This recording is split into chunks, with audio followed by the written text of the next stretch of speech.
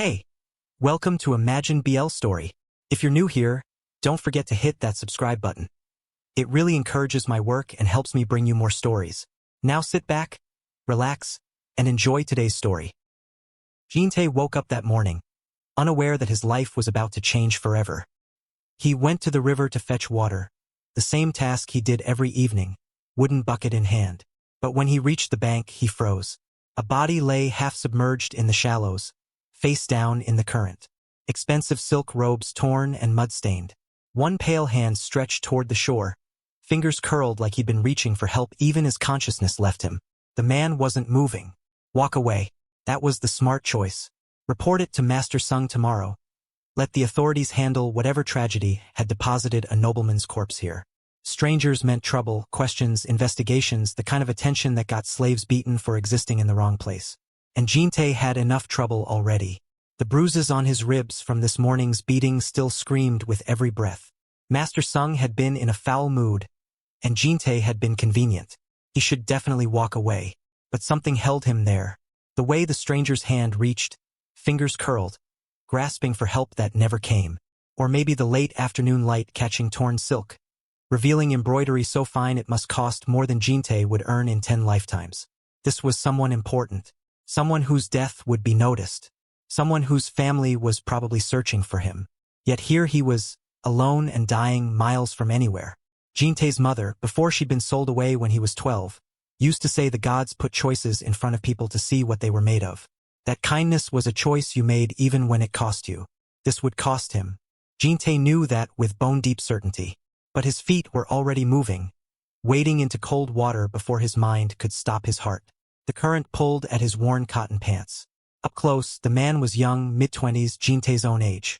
Beautiful in that unbearably refined way that screamed nobility. Sharp jawline, elegant nose, porcelain skin that had never known hard labor, sun, or wind. Long black hair matted with blood from a scalp wound. Lips gone blue. Dead probably. JinTae had seen enough death to recognize it. But he grabbed the man's shoulder anyway, used all his strength to flip him over. The stranger's head lolled back. Those refined features slack, lifeless. Water poured from his nose and mouth. Then the stranger coughed. Violent, desperate. Water sprayed as his body convulsed for air. His eyes flew open, dark, unfocused, wide with primal terror. He thrashed, hands scrabbling at JinTae's arms, trying to understand where he was and why he couldn't breathe. Easy, easy, JinTae said, though his own heart hammered. He steadied the stranger, kept his head above water. You're alive. You're breathing. Just easy now. The stranger's hand shot out, grabbed JinTae's wrist with surprising strength. His mouth moved, trying to form words. JinTae could see him struggling as sounds emerged, but no speech. He was trying to warn JinTae about something, or ask where he was, but the words wouldn't come. Then his eyes rolled back, consciousness guttering out, and he went completely limp. JinTae cursed under his breath.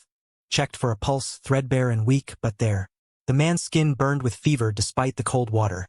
Heat radiating in waves that spoke of infection or poison or both.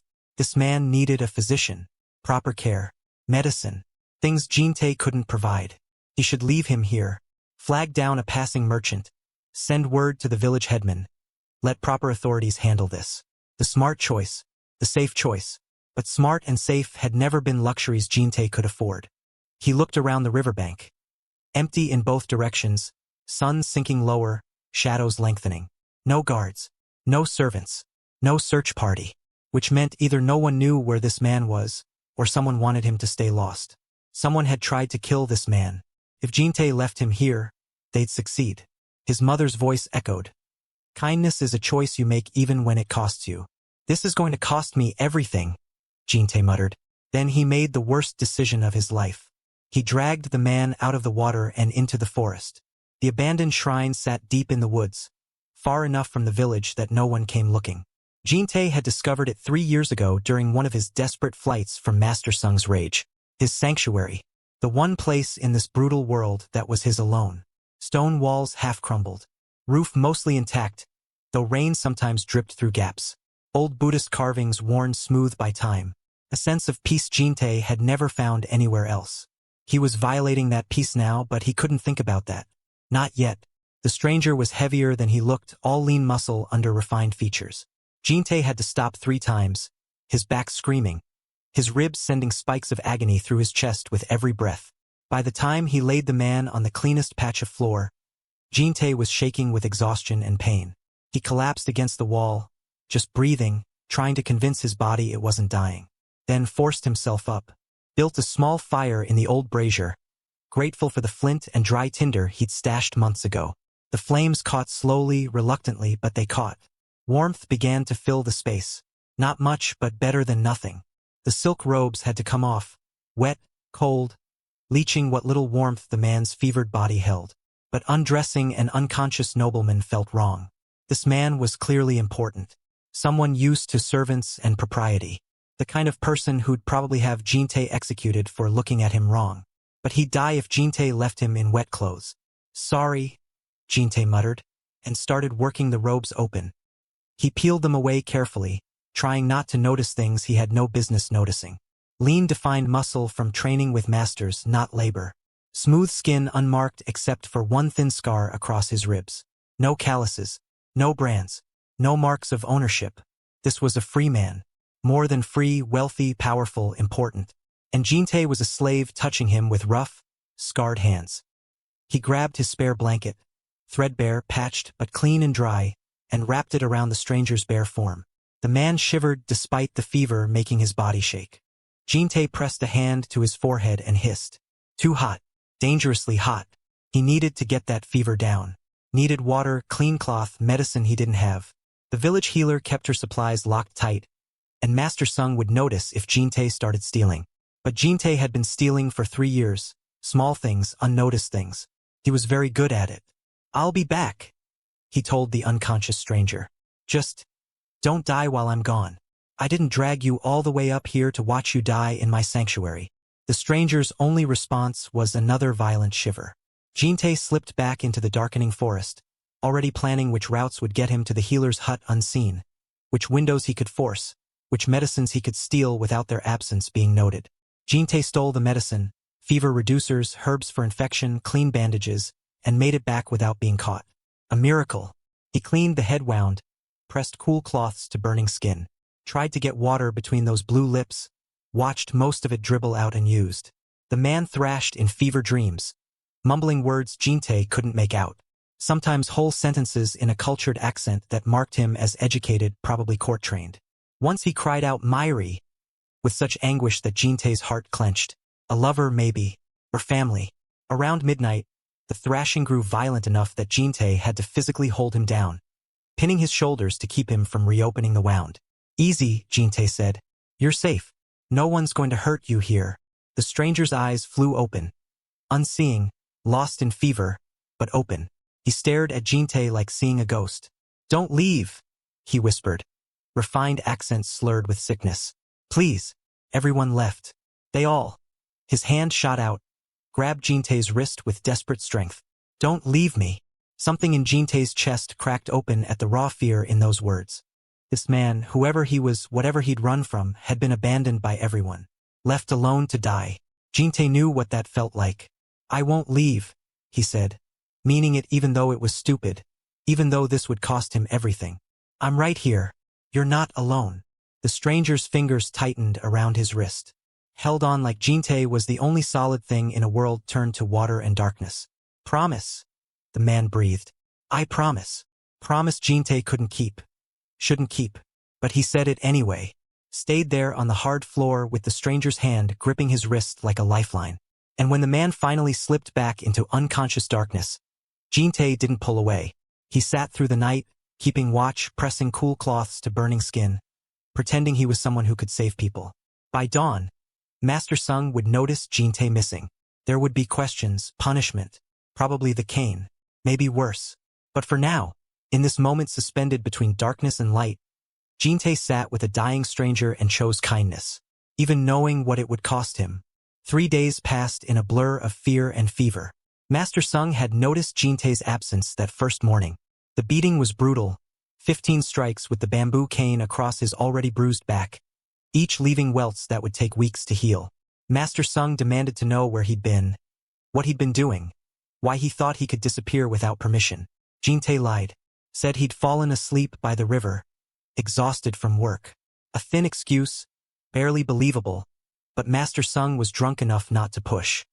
He delivered the punishment and moved on, assuming JinTae had learned his lesson. He hadn't. That night, moving slowly because every breath sent fire through his lacerated back, JinTae slipped away again, climbed back to the shrine with stolen rice and dried fish, clean water from the river, more medicine from the healer's supplies. The stranger was worse. Fever climbed higher, turning his skin slick with sweat, making him cry out in languages JinTae didn't recognize. Sometimes the cultured palace dialect. Sometimes classical Chinese, the language of scholars and nobility. Once he rattled off what might have been military commands, his voice taking on an authoritative edge that made JinTae shiver. Who was this man? A scholar? A military officer? Someone even higher? JinTae didn't let himself think about it, just focused on keeping him alive. He cleaned the head wound daily, watching edges slowly close. Mixed fever-reducing herbs into water and forced it between the stranger's lips, holding his head up, massaging his throat until he swallowed. Changed dressings, kept the fire going, monitored the too rapid pulse, the shallow breathing. On the third night, the stranger had a seizure. His body went rigid, back arching, eyes rolling back until only whites showed. JinTae panicked, pressing the man flat, trying to remember what his mother had taught him about fever seizures. Keep them from hurting themselves. Don't restrain too much. Let it pass. It lasted maybe 30 seconds. Felt like hours. When it stopped, the stranger went completely limp. For one horrible moment, JinTae thought he'd died. But then he drew in a shuddering breath, and another, and slowly his heartbeat steadied. JinTae sat back against the wall, shaking, wondering what the hell he was doing. This man was going to die. All of JinTae's stolen medicine and careful tending wouldn't be enough. The fever was too high, the head injury too severe. And when he died, JinTae would have to figure out what to do with a nobleman's corpse hidden in an abandoned shrine. But on the fourth night, something changed. JinTae arrived after sunset, later than usual because Master Sung had kept him working past dark, suspicious now, watching him closely. He'd had to wait until the bastard passed out drunk before sneaking away. The cuts on his back pulled with every movement, a constant reminder of what would happen if caught again. He pushed open the shrine door, expecting to find the stranger still lost in fever dreams. Instead, he found him sitting up, awake, staring at his own hands like they belonged to someone else. JinTae froze in the doorway, food and water forgotten. You're alive. The stranger's head snapped up. Those dark eyes, clear now, focused, locked onto JinTae with an intensity that stole his breath. For a long moment, neither spoke. The stranger just stared, taking in JinTae's worn slave clothes, his scarred hands, the careful way he held himself that spoke of recent injury. You, the stranger finally said. His voice was rough from disuse, raw from days of fevered shouting, but cultured beneath it all. Educated, noble. You've been caring for me? It wasn't really a question. More like piecing together fragmented memories, understanding how he'd ended up here with this particular person. Someone had to, JinTae said, trying for casual and landing somewhere around defensive. He limped in, his back making movement difficult, and set down his supplies. You were half dead in the river. Didn't seem right to leave you there. The river. The stranger's hand went to his head, fingers finding the bandaged wound. His brow furrowed deeply, confusion and frustration warring across refined features. There was. He trailed off. Tried again. Why don't I remember? What happened to me? You hit your head pretty hard. JinTae knelt, checking the wound. The inflammation was going down. The fever had broken. He might actually survive. Probably when you fell. Or maybe before. You tell me. I can't. The stranger's voice climbed with panic. I don't. He looked at JinTae with dawning horror. What's my name? JinTae sat back. You don't know your own name? I don't know anything. The stranger's hands shook, breathing quickening. I don't know who I am, where I came from, how I ended up in that river. I don't. He pressed palms to his temples, eyes squeezing shut. There's nothing, just fragments, faces I don't recognize, places I can't name. It's all. Hey! JinTae reached out without thinking, grabbed the man's shoulders. Physical contact. Something he'd learned could ground the stranger when fever dreams got bad. Breathe. You're safe here. Whatever happened, whoever you were, you're alive. That's what matters right now. The stranger opened his eyes, met JinTae's gaze. Slowly the panic receded. His breathing evened out. He stared at JinTae like trying to memorize his face, like JinTae was the only solid thing in a world turned to smoke and shadows. Who are you? The stranger asked quietly. JinTae. I. He hesitated. Slave felt too heavy to say out loud. Too revealing. I work in the village below. Saw you in the river. Brought you here. Why? It was a fair question. One JinTae didn't have a good answer for. Seemed like you needed help. And you just helped? A stranger? Risking. The man's gaze traveled over JinTae again, seeing more this time. The way he held himself. The careful movements. The marks on his wrists from rope burns. The brand barely visible beneath his sleeve. You're a slave.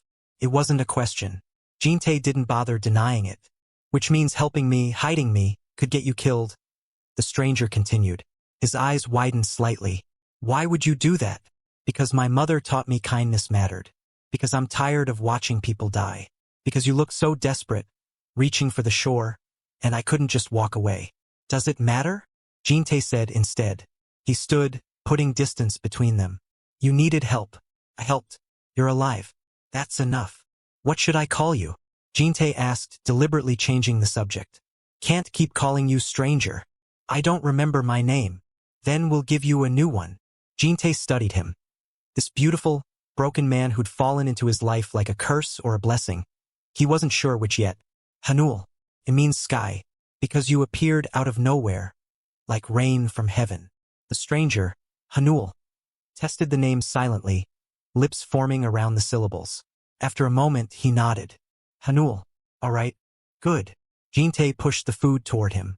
Now eat something before you collapse again. And drink the medicine. The fever's down, but infection is still a risk. Hanuel reached for the rice with hands that trembled slightly. He tried to pick up the chopsticks, fumbled them, tried again. Even that simple movement challenged him, like he was relearning how his body worked. JinTae watched him struggle and felt something twist in his chest. This man, whoever he'd been, had clearly never prepared his own food. Never worked with his hands. Never known hunger or hardship. Nobility, definitely. Maybe even royalty. And JinTae had just tied his fate to someone who could destroy him with a word once his memory returned. You're staring, Hanuel said without looking up from his struggle with the chopsticks. You're helpless. I'm recovering from a head injury. You're holding those wrong. Hanuel looked up, frustration clear on his face. There's a wrong way to hold chopsticks? Despite everything. The danger, the stupidity, the inevitable disaster waiting. JinTae laughed. Actually laughed. Something he couldn't remember doing in months. Apparently yes, since you're doing it. Here. He moved closer, took Hanuel's hand, and guided his fingers into the proper position. The contact sent something electric up his arm, warm and unfamiliar. Hanuel's skin was soft, uncalloused, still slightly fever-warm. His fingers were long and elegant, the kind that probably played instruments or wrote poetry, not the kind that knew honest work. Like this? JinTae said, trying to ignore how aware he was of the touch. Pivot from here. Use these two fingers for control. Hanuel's attention fixed on their joined hands. You're gentle. When you touch me. JinTae pulled back quickly. You're injured. I'm not going to make it worse. That's not what I meant. Hanuel's gaze stayed on his own hands, now properly holding the chopsticks. I mean, I don't think anyone's ever touched me gently before. At least not in the memories I can access. Everything else feels violent. Angry. But you. He trailed off, finally picking up some rice successfully. Thank you. For saving me. For this. Don't thank me yet. JinTae returned to his spot against the wall, putting safe distance between them. We still have to figure out what to do with you. Do with me? You can't stay here forever. Eventually someone will find you. Or you'll remember who you are and where you need to be. And when that happens, JinTae shrugged, ignoring the way his back screamed. Things will change. Hanuel ate in silence for a moment. Then, what if I don't want them to change? You might not get a choice. Everyone gets a choice, don't they? We choose what matters to us. How we respond. What we're willing to sacrifice. Pretty philosophy from someone who can't remember where it came from. Maybe. Hanuel smiled, the first real smile JinTae had seen from him. Transformed his face, made him look younger, less burdened. But it feels true anyway. JinTae didn't answer, just watched the strange, impossible man eat rice like it was a small victory, and wondered what the hell he'd gotten himself into. A week passed, and Hanuel started to heal. The head wound closed properly. The fever stayed away. Color returned to his face, confusion lifting, though memories remained fragments. A woman crying, the taste of poison. Nothing concrete to explain who he was or how he'd ended up dying in that river. JinTae kept coming back. Every night after work, after Master Sung passed out drunk, he'd climb to the shrine with food, water, whatever small comforts he could steal. And Hanuel was completely useless at everything. Teaching him to survive was equal parts frustrating and endearing. He couldn't start a fire without nearly burning himself. Was terrible at fishing, too impatient, scaring away every catch. Burned rice. Nearly cut his thumb off cleaning fish.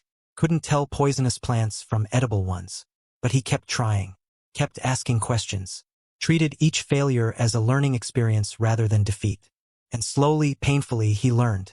In between lessons, they talked. Hanuel had opinions on everything: stars and their patterns, government organization, philosophy and justice. He spoke like someone educated, trained in rhetoric and debate. "You were definitely a scholar," JinTae said one evening, listening to Hanuel argue about tax policy. "Or maybe a government official. You think. No one talks like that naturally. You've been trained to lead, to govern." Hanuel was quiet for a moment. "That sounds lonely. Power usually is." JinTae learned things about him through these conversations. That Hanuel didn't remember happiness from his past life. Only anger, fear, betrayal. That he seemed almost relieved to be here, away from whatever he'd run from. That he gravitated toward JinTae constantly, sitting closer each night, finding excuses to touch.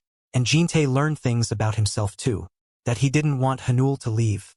That these nights had become necessary, vital, the only good thing in his brutal life.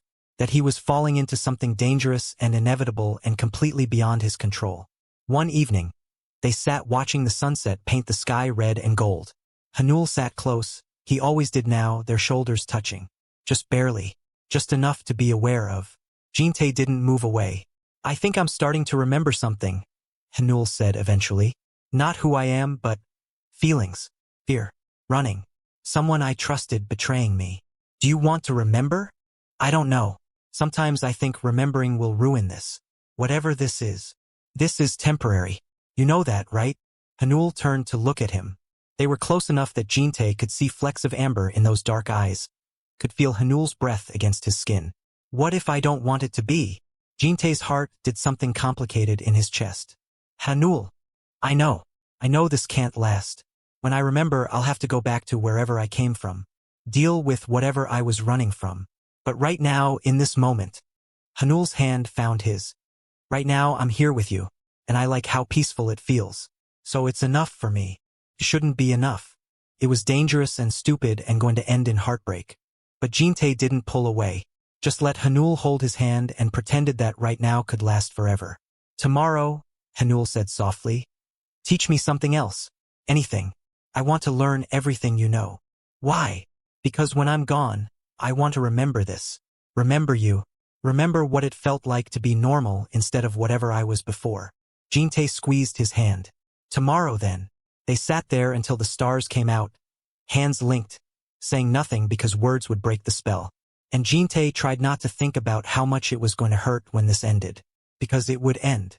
Hanuel would remember, would return to his real life. And JinTae would be left here alone with nothing but memories of a man who'd never really been his to keep.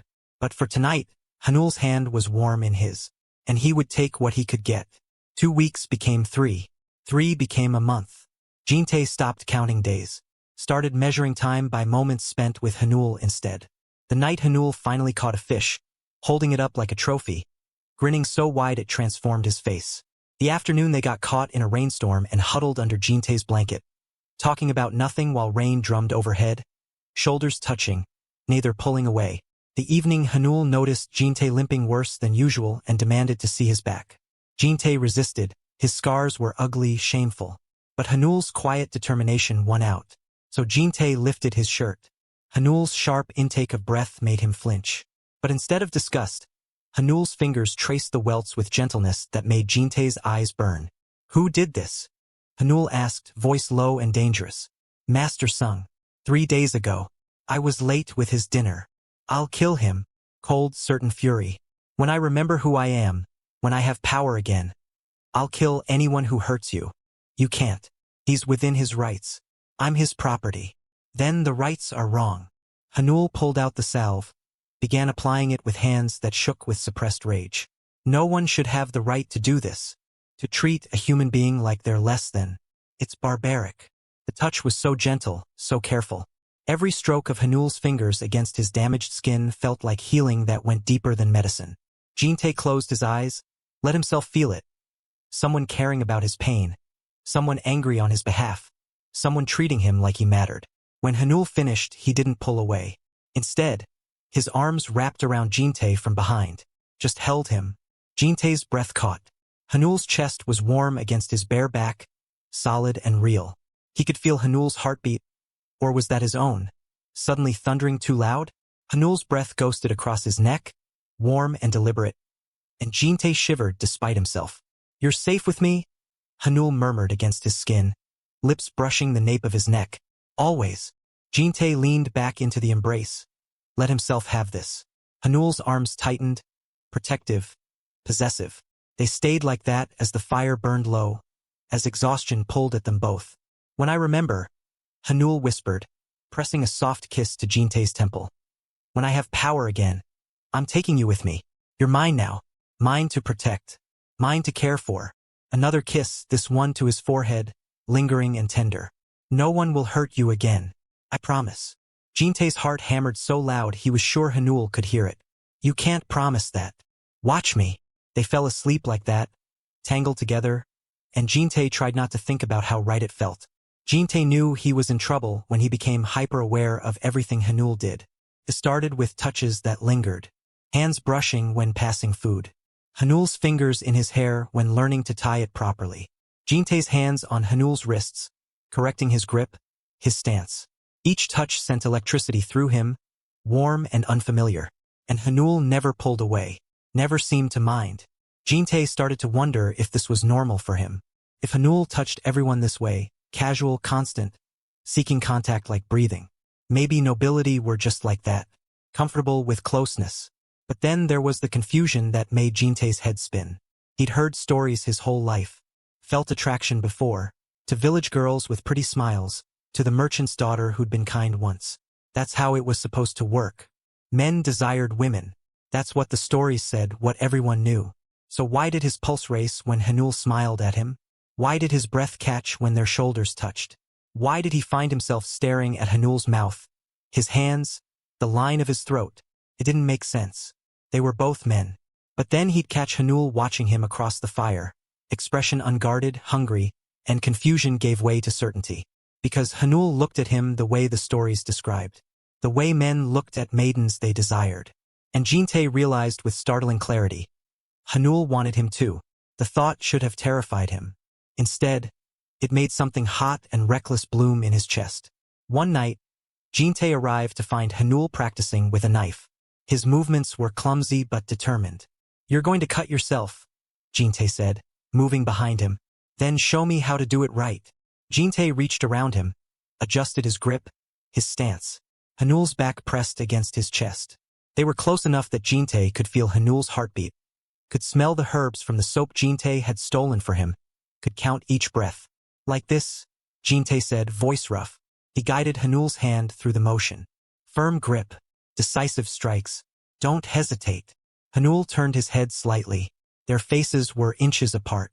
I'm not good at not hesitating. What do you mean? Instead of answering, Hanuel's gaze dropped to JinTae's mouth. The air between them thickened. Hanuel's eyes darkened with want so obvious it stole JinTae's breath. JinTae stepped back. Just one step only to watch in shock as Hanuel followed like a magnet drawn, closing the distance until JinTae's back hit the wall.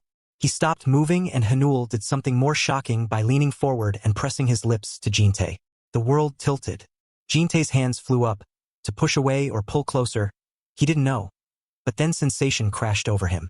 Hanuel's mouth was soft, warm. Sure. Nothing like the brutal kisses Master Sung had forced on him when he was drunk. This was new and assaulted him with all sorts of sensations that made his knees weak. Then stayed like that for a minute or two before Hanuel pulled back and said, "I've been wanting to do this, but I've been holding back." "Oh my God," JinTae breathed. "Is it wrong? You don't like it?" Hanuel said, eyes boring into JinTae in a desperate and unapologetic way. "What, no? I like it and it's not wrong," JinTae said as his hands fisted in Hanuel's robes. "At least I don't care if it is." "You don't care?" "No."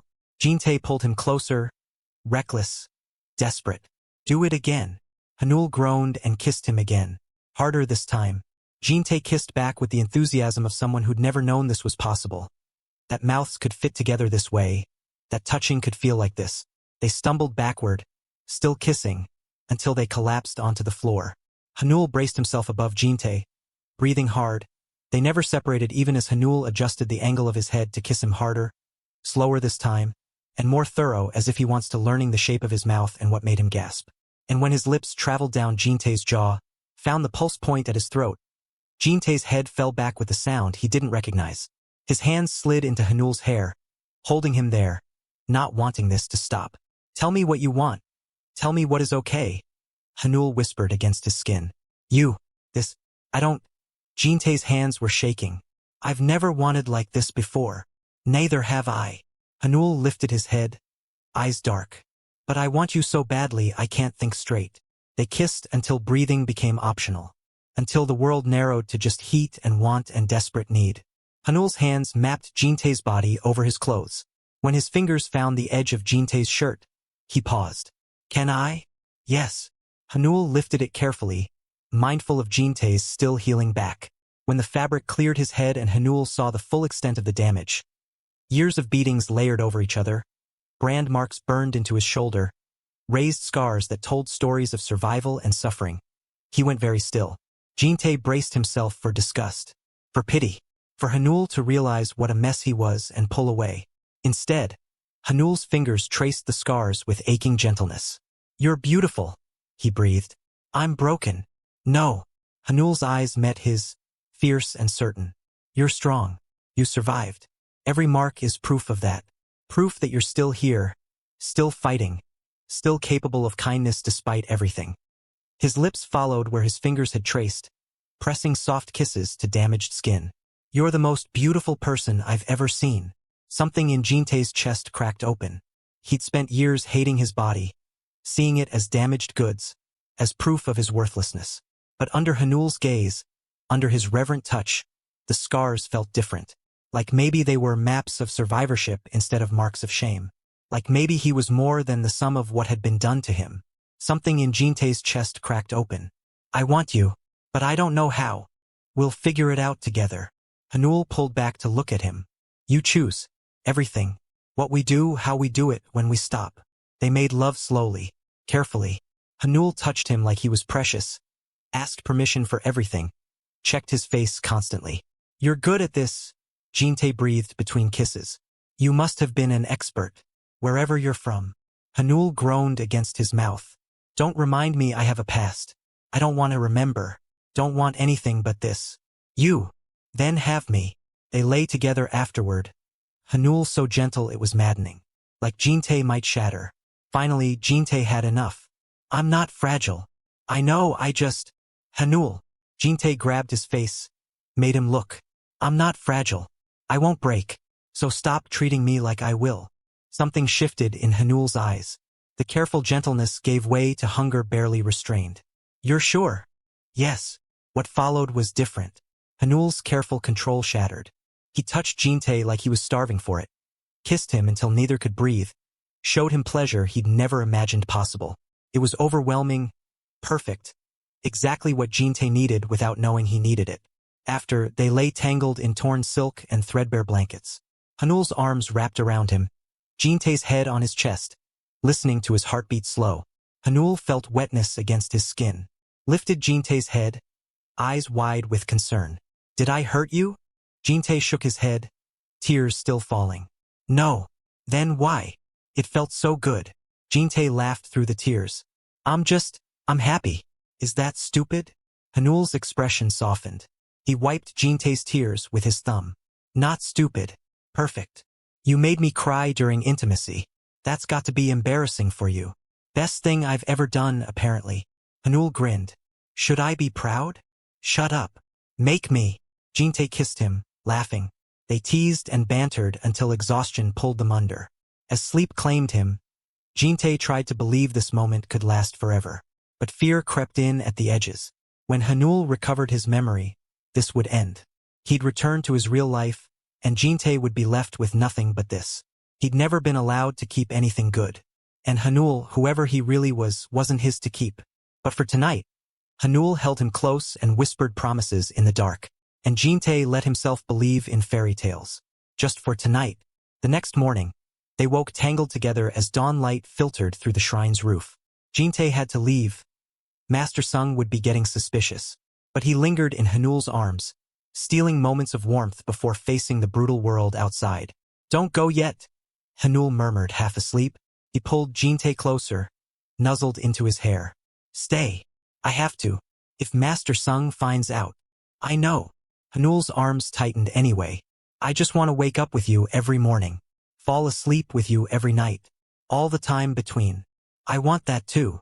They lay in comfortable silence, just breathing together, until JinTae really had to leave.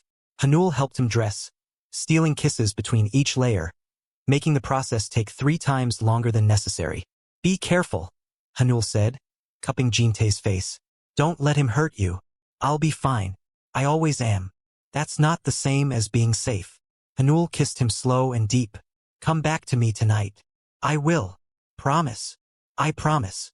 But when JinTae tried to leave, Hanuel held him tighter. Something in his expression made JinTae pause. What's wrong? I don't know. Just. Hanuel shook his head. The feeling, like something's about to change. Nothing's going to change. I'll be back tonight like always. It was a promise JinTae wouldn't be able to keep. That evening, JinTae knew something was wrong the moment he approached the shrine. Master Sung stood in the doorway, drunk and swaying, eyes gleaming with malicious triumph. There you are, Master Sung slurred. Thought you could hide this from me? Sneaking off every night to fuck some stranger in the woods. JinTae's blood went cold. Master Sung, I can explain. Explain. Master Sung laughed, harsh and ugly. You're my property. You don't get to explain. You don't get to have secrets. And you. He jabbed a finger toward the shrine where Hanuel appeared in the doorway. You think you can steal my slave? Corrupt him? Turn him into a whore? He's not your property, Hanuel said, voice dangerously quiet. He's a person. He's a slave. My slave. And I'll do whatever I want with him. Master Sung grabbed JinTae's arm, yanked him forward hard enough to make him stumble. Starting with selling you both to a brothel. See how long your pretty face lasts there. Let him go, Hanuel said, stepping forward. Or what? Master Sung released JinTae only to backhand him across the face. JinTae's head snapped to the side, blood blooming on his lip. You'll stop me? You're nothing. No one. Just another piece of. Master Sung picked up a thick log from beside the fire, raised it high. Time slowed. JinTae saw it coming, knew he couldn't dodge fast enough. Then Hanuel was there, shoving JinTae aside, taking the blow meant for him. The log cracked against Hanuel's skull with a sickening thud. He collapsed against JinTae, blood already streaming down his face. No! JinTae's scream tore from his throat, raw and agonized. He caught Hanuel, tried to hold him up. Hanuel, no, please. Master Sung raised the log again, murder in his eyes. JinTae tried to shield Hanuel's body with his own, but Hanuel stirred. His hand shot out, caught the log mid-swing. His eyes were unfocused, blood dripping into them, but he shoved the wood away with sudden, shocking strength. Master Sung stumbled back. Hanuel staggered to his feet, shaking his head like trying to clear it. Blood ran down his temple. He swayed but didn't fall. And then he turned on Master Sung with a fury JinTae had never seen. Hanuel moved like violence incarnate. Despite the head wound, despite the blood, he was on Master Sung in seconds. His fist connected with the older man's face once, twice, 3 times. Master Sung went down hard. Hanuel followed, rage pouring out of him in brutal, efficient strikes.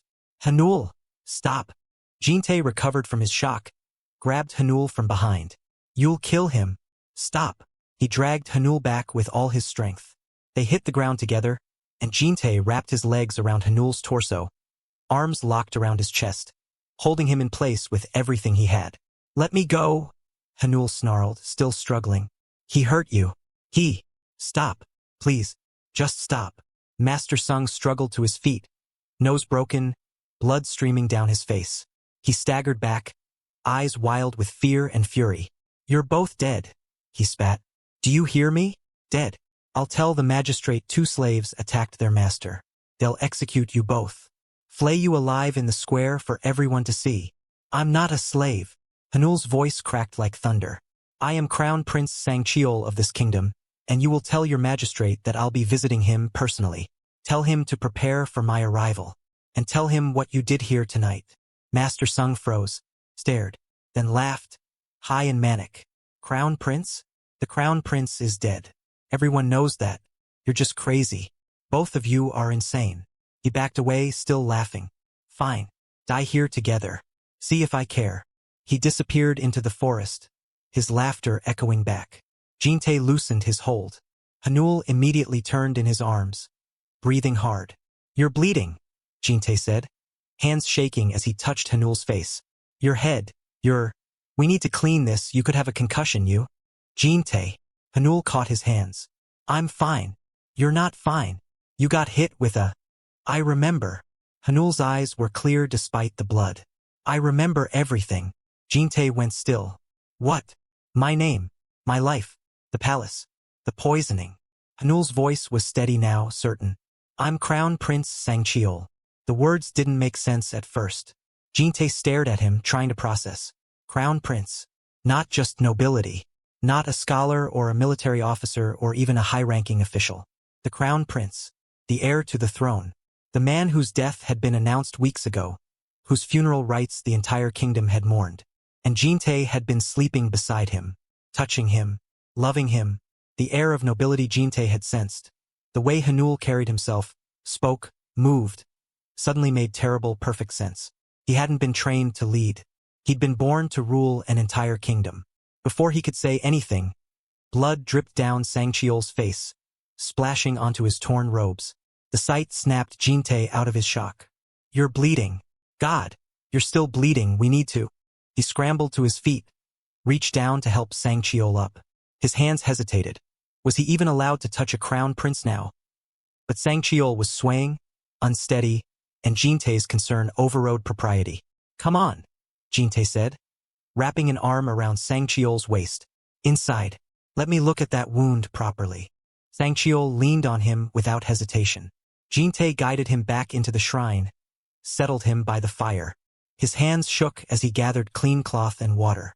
Hanuel. The man JinTae had fallen in love with was royalty. And JinTae is a slave. The universe have a sick sense of humor. They cleaned the wound in silence. JinTae's hands trembled as he pressed cloth to Sangcheol's head, watching blood seep through the fabric. It's not that bad, Sangcheol said gently.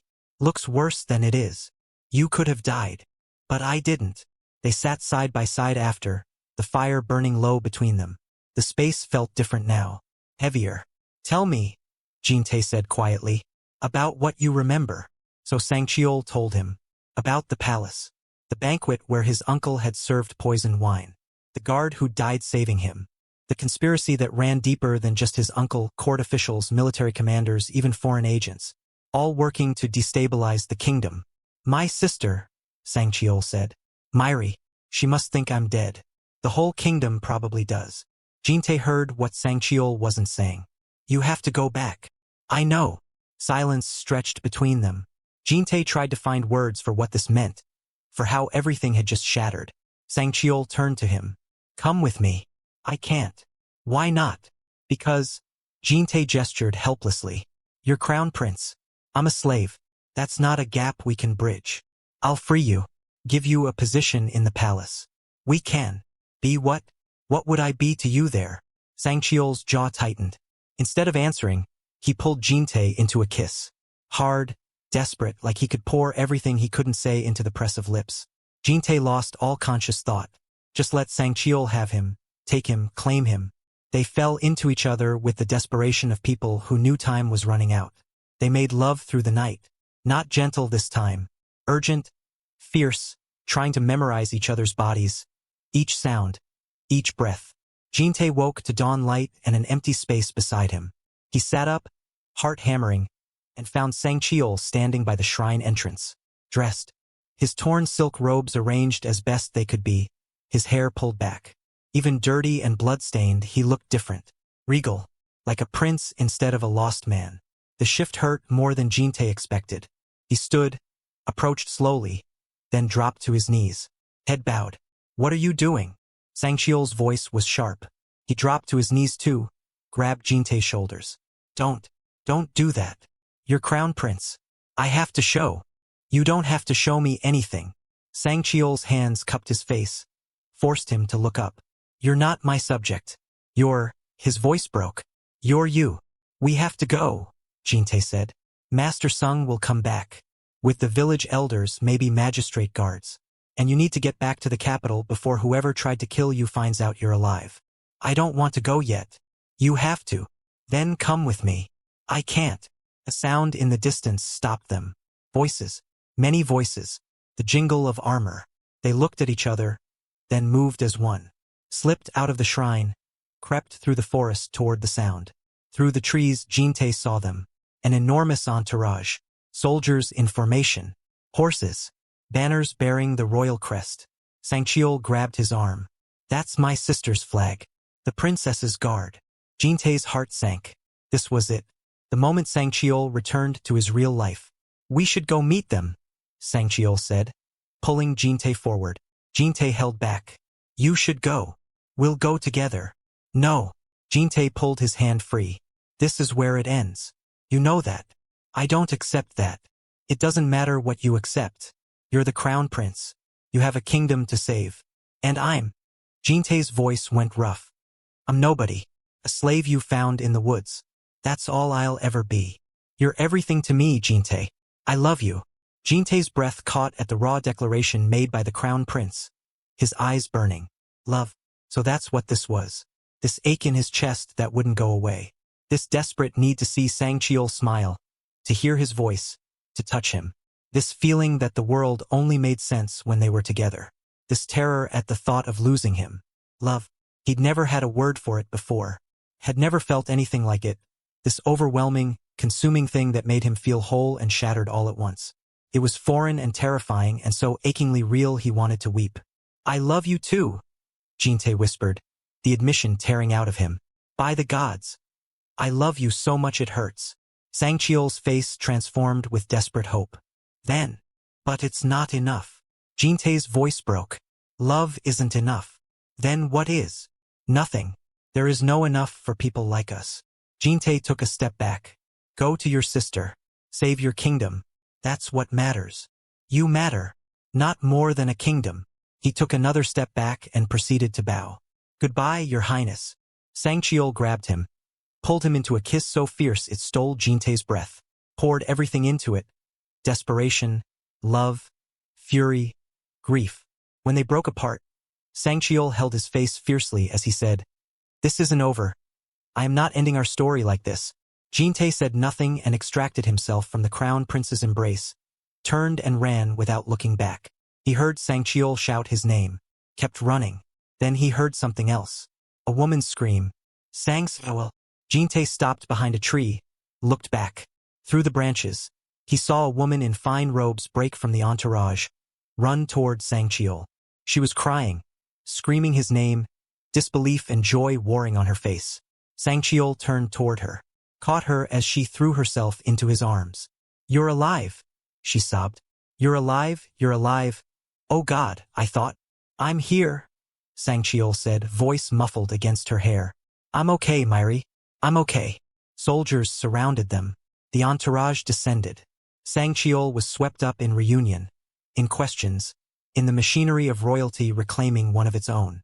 JinTae watched from the shadows as Sangcheol disappeared into that world, the world he'd always belonged to. Then he turned and walked away, the merchant slave who'd saved a prince and been stupid enough to fall in love. 2 weeks passed in a haze of grief and survival. JinTae heard news in fragments as he moved from village to village, taking work where he could, always moving before questions arose about his brands or his past. The crown prince had returned from the dead. The kingdom was in upheaval. JinTae learned the details in pieces, whispered in markets, discussed in taverns. Princess Myri had refused to believe her brother was truly dead, refused the funeral rites, refused to mourn. Instead, she deployed spies across the kingdom, searching for any trace of him. The break came from an unlikely source, a drunk man in a village tavern, raving about how his slave had colluded with a lunatic claiming to be the crown prince to beat him senseless. Master Sung, bitter and humiliated, had told the story to anyone who'd listen. Princess Myri's spies had followed the trail, found the shrine, found evidence of someone living there, tracked the path to the river where a royal guard's body had been recovered weeks earlier. And then they'd found Sang Cheol himself, alive and whole, and a story about being poisoned by his uncle. The conspiracy unraveled quickly after that. The king's brother arrested, half the court implicated, a kingdom saved by a sister who'd refused to give up and a slave who'd offered kindness to a stranger. JinTae tried not to think about warm arms and gentle kisses, tried not to wonder if Sang Cheol remembered him or had already moved on to appropriate attachments befitting a crown prince.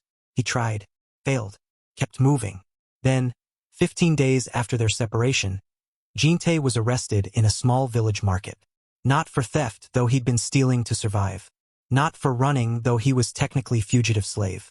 For existing, apparently, because the soldiers who grabbed him said they were under orders to find and detain him on sight. He expected execution. Expected to finally face consequences for hiding a prince, for touching him, for being stupid enough to love above his station. Instead, they took him to a prison cell cleaner than anywhere he'd ever lived. Fed him. Treated him like a person instead of property. 2 days later, an old merchant visited. The man studied JinTae's face for a long moment, eyes growing wet. "You're the spitting image of your mother." JinTae's breath caught. "You knew my mother?" "I knew your whole family. Before the raid. Before everything." The merchant's voice was gentle. "You're JinTae Lee, aren't you?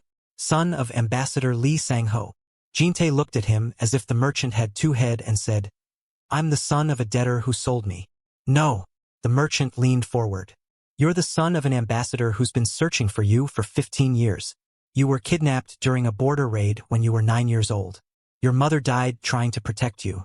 Your father has never stopped looking. It was too much. Too impossible. You're lying." "I'm not. I knew your mother. She was my cousin. And you have her eyes." The merchant's smile was sad. "I've already sent word to your father. He's coming." They moved JinTae from the cell to the merchant's house. A real house with actual rooms and beds and servants. JinTae couldn't stand the idleness.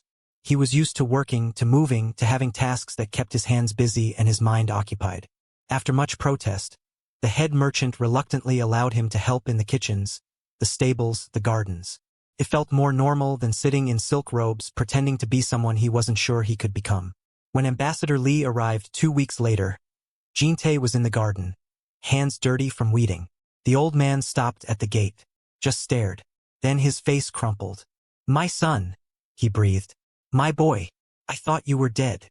And JinTae, who'd taught himself not to cry years ago, broke down in his father's arms and grieved for 15 years of loss. His father held him like he'd never let go. Whispered apologies for not finding him sooner. Promises to make up for lost time. Declarations of love from a man JinTae didn't remember but who'd never stopped searching. "I'm taking you home," his father said through tears. "We're going home." The transformation happened faster than JinTae could process. From slave to diplomat's heir. From property to person of standing. His father threw himself into making up for lost time. Teaching JinTae languages, politics, the art of diplomacy. How to move in high society. How to negotiate. How to be the son Ambassador Lee needed. JinTae learned his real history. A childhood cut short by violence. A family devastated by loss. A father who'd never given up hope. It should have felt like salvation. Like finally having the life he deserved. Instead, it felt like wearing someone else's skin. Every night, he lay in silk sheets in a palace room and thought about a cold stone floor where he'd been happy. About a man who'd loved him when he was nothing. Who'd seen him as human when the world called him property. About Sang Cheol. His heart broke every time he thought their paths might never cross again. "You're thinking about him again," his father said one evening over dinner. They've gotten way closer than he thought was possible and had felt so safe and secure to tell his father everything. JinTae didn't bother denying it. Is it that obvious? You have the look of someone who left their heart somewhere else. Ambassador Lee studied him with knowing eyes. The Crown Prince. My spies tell me you traveled together. That you were close. Heat flooded JinTae's face. Father. I'm not judging. I'm observing. His father's expression softened. You love him. It doesn't matter. He's a crown prince. I'm my son, an ambassador's heir, a person of standing in your own right. His father leaned forward. 15 years ago, you were taken from me. I've spent every day since trying to get you back. Now I have you, and you're miserable. So tell me, what do you need to be happy? JinTae stared at his father. This man who'd never stopped searching, who'd welcomed him back without question, who actually cared about his happiness. Him, JinTae admitted, voice breaking. I need him, but it's impossible. Why? Because JinTae stopped, realized he didn't have a good answer anymore. He wasn't a slave, wasn't nobody. He was someone now, someone who could stand beside a prince without bringing shame. The royal summit begins next week, his father said, between our kingdom and theirs. A gathering of dignitaries to discuss trade agreements, border security, diplomatic relations. I'm leading our delegation. You'll come with me as my heir. JinTae's heart stuttered. You're taking me to Sangcheol's kingdom? I'm taking you to negotiate on behalf of our nation. If you happen to see the crown prince while we're there. His father's smile was gentle. Well, diplomacy is full of unexpected encounters. JinTae couldn't help it. He stood, crossed to his father, and hugged him fiercely. He'd just met this man weeks ago, but already he felt like the best person in the whole world. Thank you, JinTae whispered. Don't thank me yet. His father hugged him back just as tight. You still have to see if your prince wants you back. He's not my prince. Yet. For the first time in 2 weeks, JinTae let himself hope. They set out for the journey to Haewon, Sangcheol's kingdom, and JinTae's heart threatened to burst from his chest the entire way. He couldn't stop wondering. How did Sangcheol see him now? What had he been doing these months? Had he healed properly from that head wound? The questions swirled endlessly as their carriage rolled through countryside that became increasingly familiar. When they entered the capital city, JinTae stared out the window at streets he'd once walked as a slave, now riding through as an ambassador's son. The irony wasn't lost on him. The palace was exactly as grand as he'd imagined. Soaring ceilings painted with celestial scenes. Intricate carvings covered every surface. Gold leaf caught the light from massive windows. And at the head of the throne room, representing the ailing king, sat Sangcheol. He looked different. The formal robes of state suited him. A simple crown rested on his dark hair. Something in his bearing had changed. He carried himself with the authority of someone who'd fought for his position and won, who'd faced death and conspiracy and emerged stronger. But his eyes were the same, dark and intense and currently staring at JinTae like he'd seen a ghost. Your Highness, Ambassador Lee said, bowing low. May I present my son and heir, JinTae Lee. JinTae bowed exactly as his father had taught him, kept his eyes down, played the perfect diplomat's son even as his heart hammered. When he looked up, Sangcheol's face had gone carefully blank. Professional, controlled. Ambassador Lee, young Master Lee. His voice was steady, formal. Welcome to Haewon. We are honored by your presence. 3 hours of diplomatic discussion followed. Trade agreements, border security, cultural exchange programs. JinTae participated where appropriate, let his father take the lead, and tried desperately not to stare at Sangcheol's mouth. His hands, the way he occasionally looked at JinTae with something desperate flickering in his eyes before control slammed back down. When the formal reception finally ended, JinTae escaped to a balcony. Needed air. Needed space to process that he'd just spent 3 hours in a room with Sangcheol and they'd pretended to be strangers. I looked for you. JinTae turned. Sangcheol stood in the doorway, out of formal robes now, just simple hanbok, looking more like Hanuel than crown prince. Your Highness, JinTae said carefully. Stop.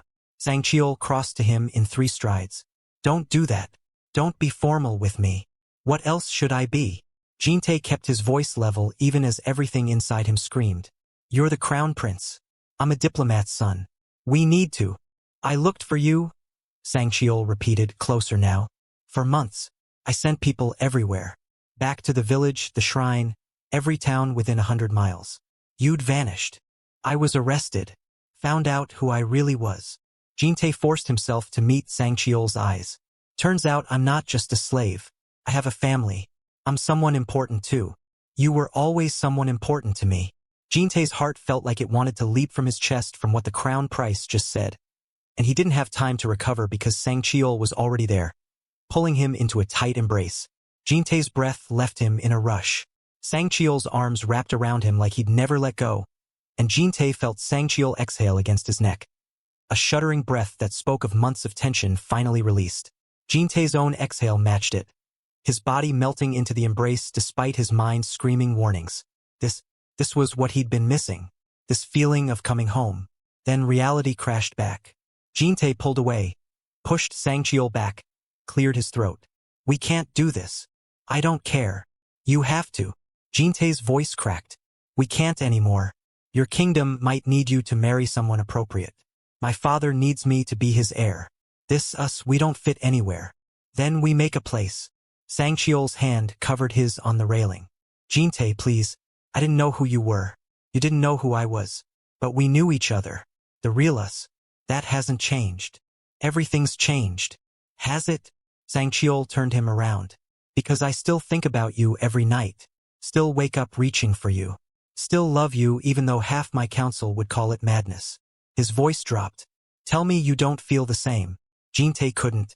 Because he did. God, he did. Seeing Sangcheol again had reopened every wound he'd been trying to heal. It doesn't matter what I feel, JinTae whispered. It's the only thing that matters. Sangcheol reached for him again. But this time he didn't go for an embrace. His hand cupped JinTae's jaw, tilted his face up, and then his mouth was on JinTae's. The world shattered. JinTae kissed back desperately, hands fisting in Sangcheol's robes. 3 months of longing poured between them.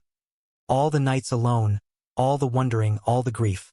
Sangcheol backed him against the wall, kissing him like drowning, like salvation. Like JinTae was the only thing keeping him tethered to earth. I missed you? Sangcheol breathed against his mouth, then kissed him again before JinTae could respond.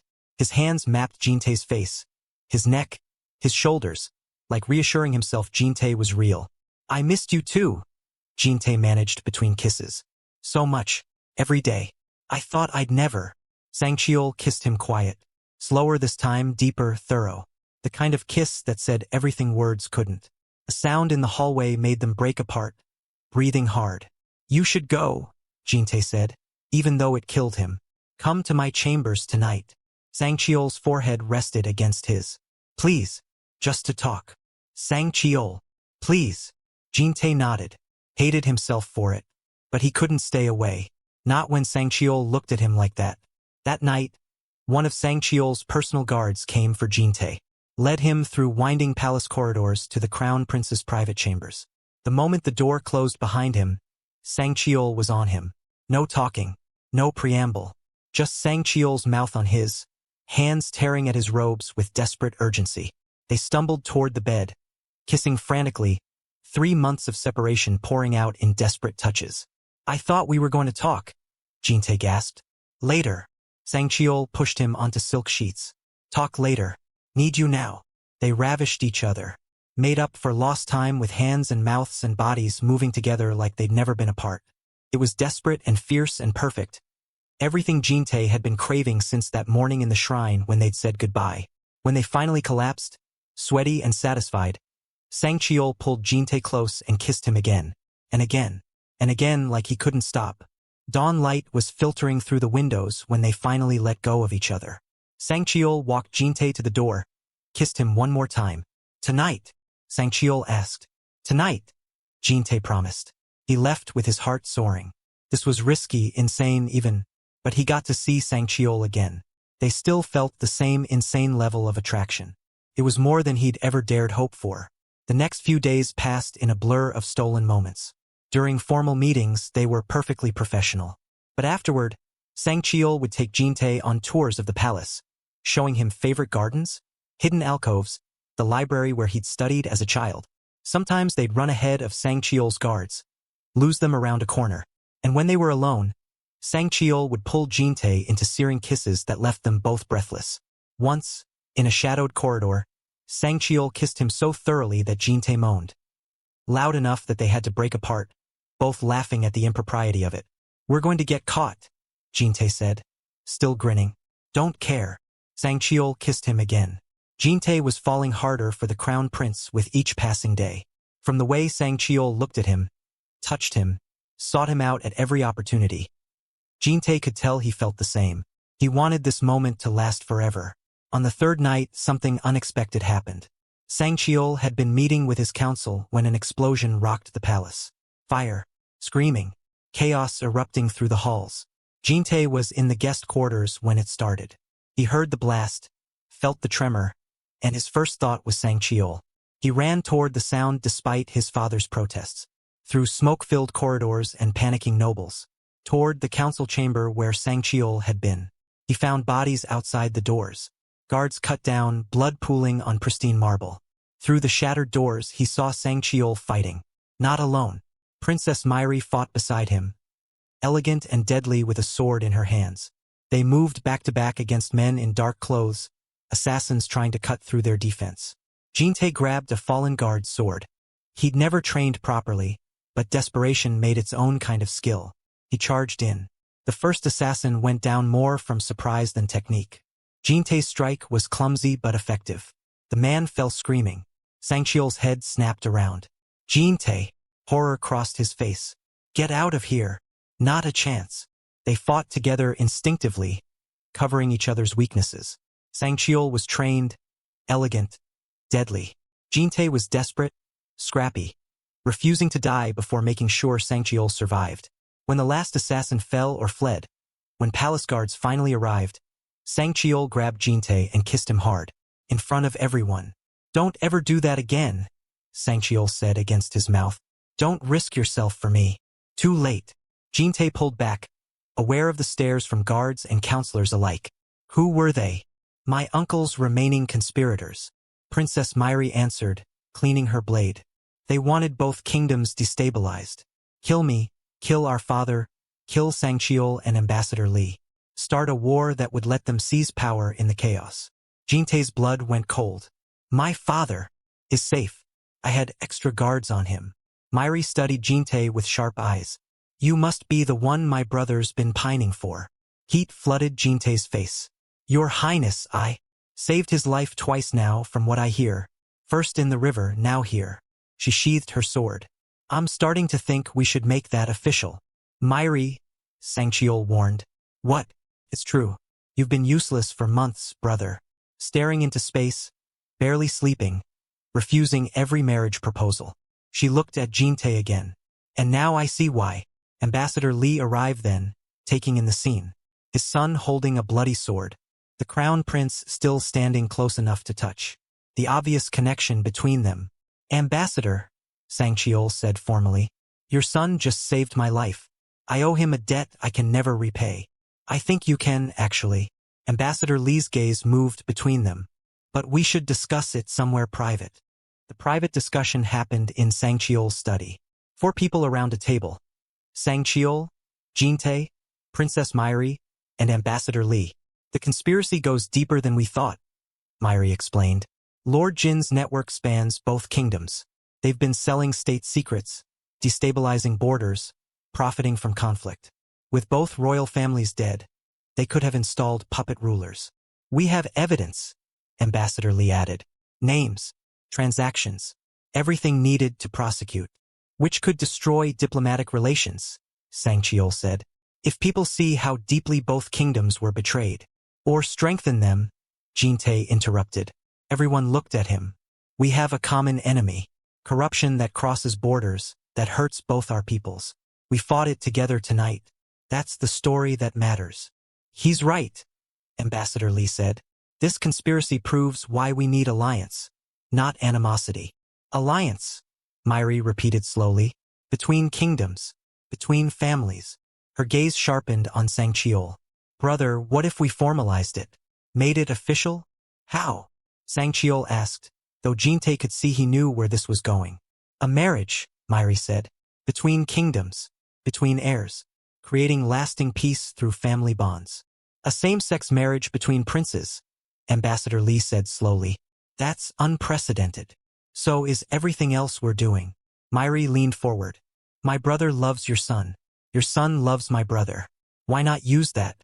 Make it serve both kingdoms. JinTae's heart hammered.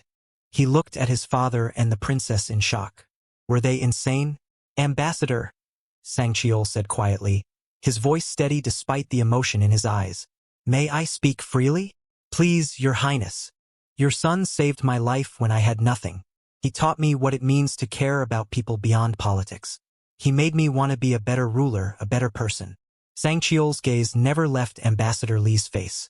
If you allow it, I want to spend my life proving I'm worthy of him. I want to marry him, not just for politics but because I love him. Completely. The thought of ruling, living, any of it without him is unbearable. Ambassador Li turned to JinTae. Is this what you want? JinTae looked at Sangcheol as if to question whether he was serious. But all he saw was unwavering determination. This was insane. Impossible. Never in history had a crown prince taken a male consort. And now even his father was entertaining this? But the thought of it, of actually marrying Sangcheol, of not having to leave him behind, thrilled JinTae beyond measure. He loved Sangcheol. Hell, he wanted to marry Sangcheol. The idea of going home without him had been slowly killing him. Yes, JinTae said. More than anything. Then you have my blessing. Ambassador Li smiled. Though I suspect you would have married him regardless. Probably, JinTae admitted. Myri laughed. Well then, let's make history. They brought the proposal before the king, queen, and inner council the next day. The reaction was exactly as expected. Shock, outrage. Half the council erupted in protests about tradition, about heirs, about what neighboring kingdoms would think. The deliberation lasted hours, voices rising and falling as they debated the political ramifications. Some saw the advantage, a marriage alliance between kingdoms, strengthening diplomatic ties. Others saw only scandal. Finally, the king spoke. I will allow this union on one condition. The crown prince must take female concubines to bear heirs for the throne. No, Sangcheol said immediately. Respectfully, father, I refuse. More uproar. Your Highness? One counselor argued. The succession. I understand the concerns about succession, Sangcheol interrupted. But to the kingdom, this may be a marriage of political convenience. To me, it's not. I love JinTae. I want to be with him alone. I won't dishonor our marriage by taking concubines I have no desire for. The argument raged on until the queen raised her hand for silence. Perhaps there's another solution, she said. What if we name Myri as crown princess? Her future children could have rights to the throne. The succession would be secured without requiring Sangcheol to take unwanted concubines. The room went quiet as everyone considered this. It would work, Ambassador Li said slowly. Princess Myri is more than capable. And it solves the succession issue. Myri nodded. I accept. For my brother's happiness and our kingdom's future. The king looked between his children, then at JinTae, then back to Sangcheol. Very well. We have an agreement. But this marriage will be presented as a political alliance first. Let the people adjust to the reality before we speak of love. Agreed, Sangcheol said. The meeting adjourned. Ambassador Li immediately sent word to his own king, briefing him on what had transpired. They would wait for approval before planning the wedding. But in the meantime, Sangcheol pulled JinTae into his chambers. They celebrated their new union the way they knew best, losing themselves in each other until neither could walk the next morning. 5 days later, both kingdoms received the announcement. The king himself made the proclamation from the throne, with Sangcheol and JinTae standing to one side, Ambassador Li on the other. In the interest of lasting peace between our kingdoms, and to solidify the alliance that will benefit both our peoples, we announced the betrothal of Crown Prince Sangcheol to Lord JinTae Li, heir to Ambassador Li Sang-ho. This union represents a new era of cooperation and mutual respect. Additionally, Princess Myri has been named Crown Princess and heir to the throne of Haewon. Let this mark the beginning of a stronger, united future. The crowd's reaction was mixed. Some cheered, some whispered, some stared in open shock. But the proclamation had been made. There was no taking it back. The ceremony was held a week later. Both kingdoms gathered. Crown Prince Sangcheol and Lord JinTae stood before them in formal robes, carrying the weight of what they were about to do. The king presided over the ceremony. Traditional vows were adapted for two grooms. Rings exchanged. Promises made not just between two people, but between two kingdoms. And when Sangcheol kissed JinTae in front of both courts, there was applause. Not universal, not unopposed, but there, a beginning. JinTae woke and took a moment to marvel at his life. 6 months ago, he'd been a slave who thought love was impossible.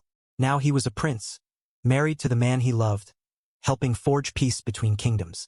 "You're thinking too loud," Sangcheol mumbled against his shoulder. "It's midday. Come back to bed. We have meetings. The council wants to discuss trade agreements." "The council can wait." Sangcheol pulled him closer. "I want 5 more minutes with my husband." Husband. The word still sent a thrill through JinTae's chest. They'd been married 2 months now. 2 months of learning to be partners in both private and public. Of navigating court politics, diplomatic tensions, traveling between kingdoms. Love didn't solve everything, but it made everything worth solving. The slave reforms had passed last month.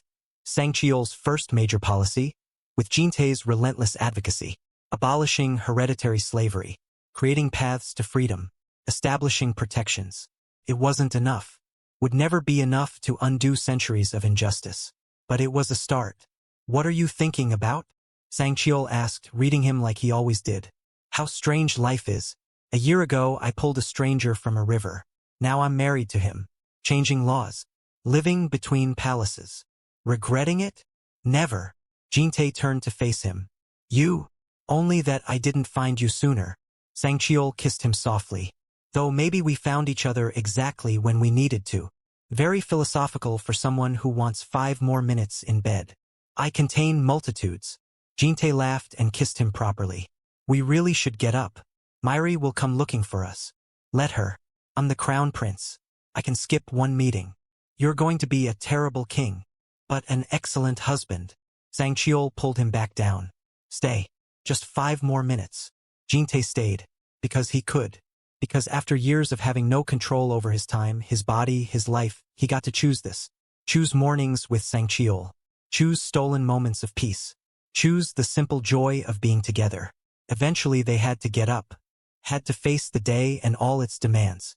But they did it together. Side by side. Partners. Equals. That evening they returned to the river. The village was different now. Master Sung had fled when the reforms passed, rather than face justice. The freed slaves were building new lives, supported by programs JinTae and Sangcheol had established.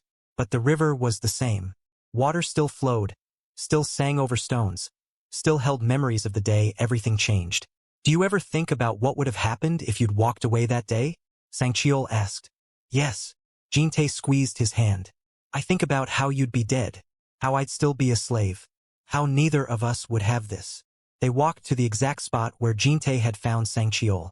The bank looked different, new growth, time changing the landscape, but the essence remained. "Thank you," Sangcheol said suddenly, "for not walking away, for saving me, for loving me enough to risk everything. Thank you for not dying on me." JinTae pulled him close.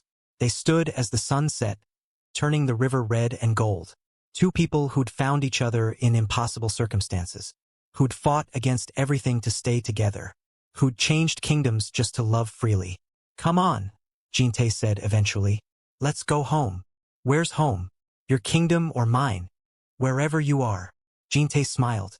"That's always been home." They walked away from the river hand in hand, leaving the past behind but carrying its lessons forward. Kindness was a choice you made even when it cost you. And sometimes, if you were very lucky, that choice gave you everything. The end. Thank you for listening. If you enjoyed the story, tell us your thoughts in the comments. We'd love to hear from you. And don't forget to subscribe and click the notification bell so you never miss an upload. Until next time, keep daydreaming in BL.